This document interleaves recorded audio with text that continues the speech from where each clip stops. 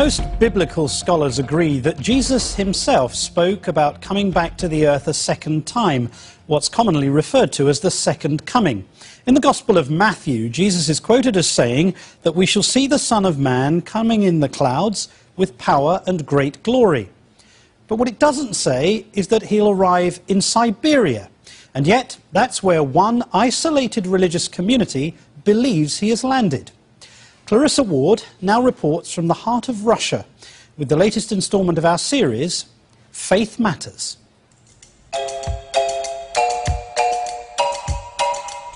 Two white-robed men were standing there among them and said, "Men of Galilee, why are you standing there staring at the sky?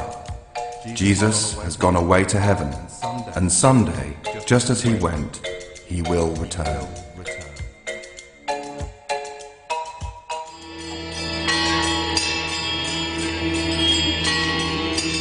Deep in the heart of Siberia's birch forest lies one of the largest and most remote religious communes on the planet, the Church of the Last Testament. More than 5,000 people live in this wilderness. They have left behind their families and their homes to follow this man. He is known simply as Vissarion, meaning he who gives new life, or as the teacher. He has more than 10,000 followers worldwide, and he claims that he is Jesus Christ. Getting to Vissarion's commune is not easy. From New York City, it's more than 4,000 miles to Moscow, the Russian capital. From there, it's another 2,000 miles across 4 time zones. So we've arrived in the city of Abakan. We're actually closer now to Mongolia than we are to Moscow. We've been flying for 5 hours, and now we're getting ready for the long drive ahead.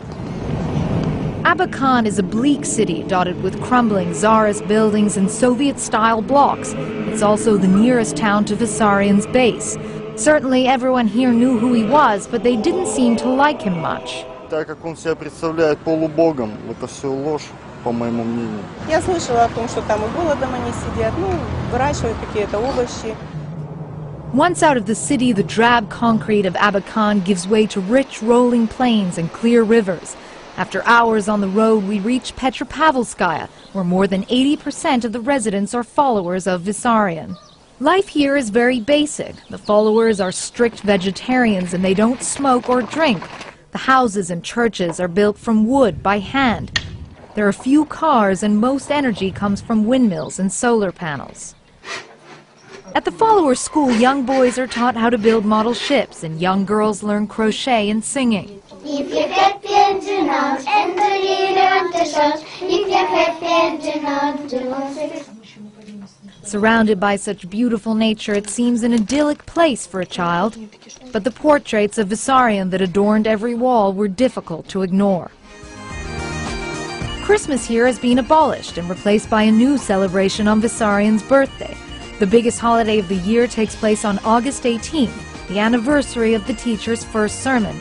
And a new calendar has been introduced which dates from the year of his birth, making this year 48.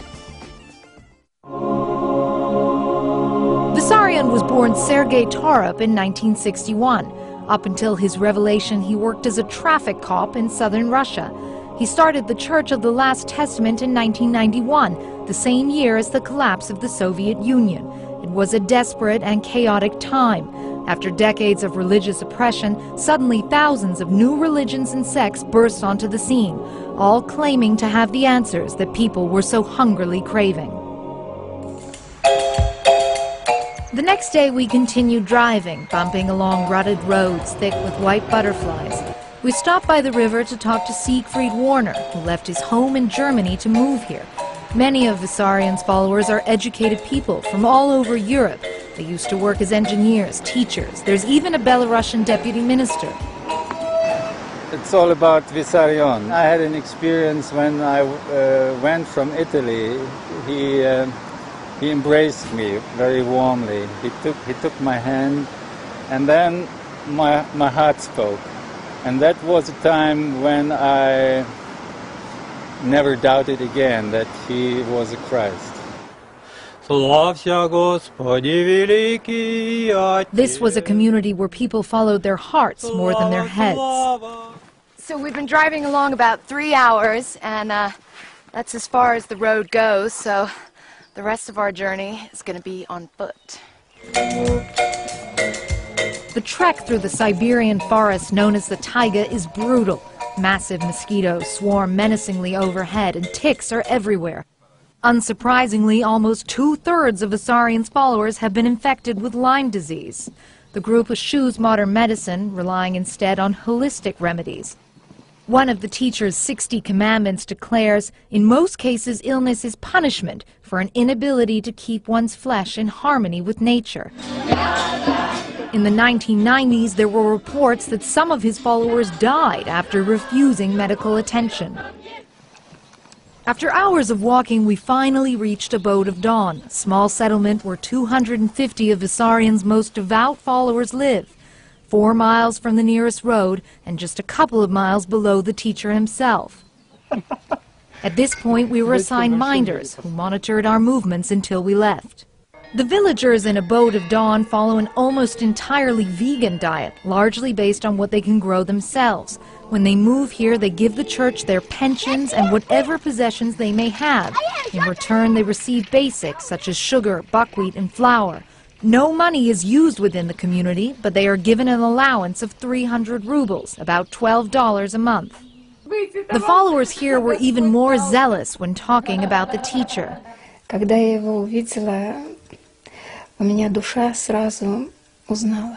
Я просто не могла сдержать своих эмоций, я просто кричала: это он на земле. Я его узнала, он на земле. Как будто бы с неба шел какой-то поток, и мое тело все дрожало мелко-мелко-мелко. Vissarion has said, and they believe, that they are living in the time of God's judgment. They pore over his 10 volumes of teachings. И вы часто читаете это? Каждый день. Life here seems visibly more cut off from society. The children are homeschooled. 5 times a day a bell rings and the followers turn solemnly to pray towards the mountaintop where Vissarion lives. On Sunday, the community congregates early to begin the rituals of the holy day. People dress up for the occasion. So after some singing and some prayers, the followers are now beginning the long trek up to the top of the mountain where they'll see their teacher. The walk up is steep, and the followers stop repeatedly to sing hymns.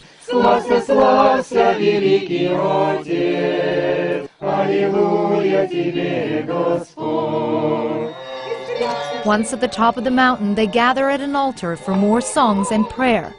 The intensity of their fervor was palpable. As the liturgy drew to a close, I felt excited. We were getting closer to meeting Vissarion.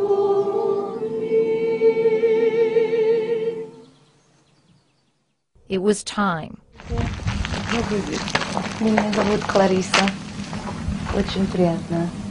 Can you start by telling me some of the main principles of your religion?